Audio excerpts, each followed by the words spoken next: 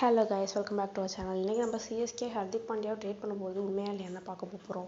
ஹர்திக் பாண்டியா ரீசெண்டாக அவரோட ஸ்டோரியில் வந்து 0707 அப்படின்னு போட்டிருந்தாரு.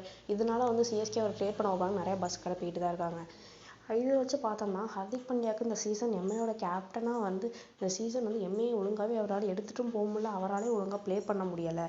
ஆனால் அவர் எவ்வளோ தான் அவர் எஃபர்ட் போட்டாலும் டீம்மேட்ஸ் அவருக்கு ஒத்துழைக்கலை.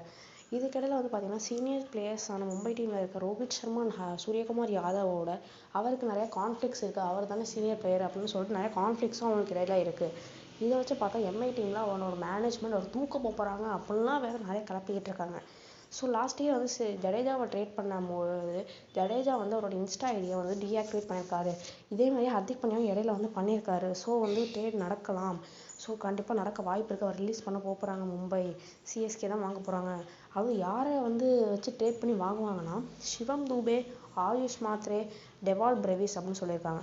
First of all Shivam Dube, Dewald பிரவிஸ்க்கு அந்த சீசன் ஒழுங்காக அமையலை தான். சிவம் தூபே எடுத்துக்கிட்டோம்னா அவரால் ஃபீல்டிங் நிறையா கேச்சஸ் மிஸ் பண்ணார். ஃபீல்டிங் அப்போது பேட்டிங்கும் அவரால் ஒழுங்காக கொடுக்க முடியலை. ஸோ சிவம் தூபே எப்படியா இருந்தாலும் கொடுக்க முடியாட்டி அவரை வந்து சிஎஸ்கே அவர் விட்டு கொடுக்க மாட்டாங்க. டெவால் பிரவிஸ் எடுத்துக்கிட்டோம்னா டெவால் பிரவிஸை வந்து ஃபீல்டிங் ஓரளவு அவர் பண்ணிட்டாரு அவரால் முடிஞ்ச அளவு. ஆனால் பேட்டிங்கும் அவருக்கு இந்த சீசன் அமையலை. இருந்தாலும் சிவம் தூபே அவங்களாம் ஒழுங்காக விளையாடிட்டு அவங்க கொடுக்க வாய்ப்பே கிடையாது. அதுக்கடுத்து ஆயுஷ் மாத்ரே இவரெல்லாம் எப்படி கொடுக்குறாங்கன்னு சொல்கிறாங்கன்னே தெரியல. ஸ்டார்டிங்கில் இவர் தான் வந்து சிஎஸ்கேவை ஓரளவு எடுத்துகிட்டு போனதே. இன்ஜுரிங்கிற ஒரே காரணத்தினால தான் அவரால் விளையாட முடியல.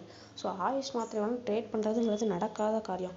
இதுக்கிடையில் ஹர்திக் பாண்டியா வந்து எங்களுக்கெல்லாம் ட்ரேட் பண்ணணும்னு கலப்புறாங்க பாருங்க. சிஎஸ்கே ட்ரேட் பண்ண வாய்ப்பு இருக்கான், கேகேஆர் ட்ரேட் பண்ண வாய்ப்பு இருக்கான், ஆர்சிபிக்கு வேறு சொல்கிறாங்க. இப்போ சிஎஸ்கே வந்து அவர் பண்ணுறதுங்கிறது சிஎஸ்கே எம்ஐ ரெண்டுமே அஃபிஷியலாக எந்த அப்டேட்ஸ் கொடுக்கல. ஸோ இட்ஸ் ரூமர் தான். இந்த மாதிரி நிறைய உண்மையான வீடியோ தெரிஞ்சுக்க நம்ம சேனலை சப்ஸ்கிரைப் பண்ணி லைக் பண்ணி சப்போர்ட் பண்ணுங்கள். பாய்.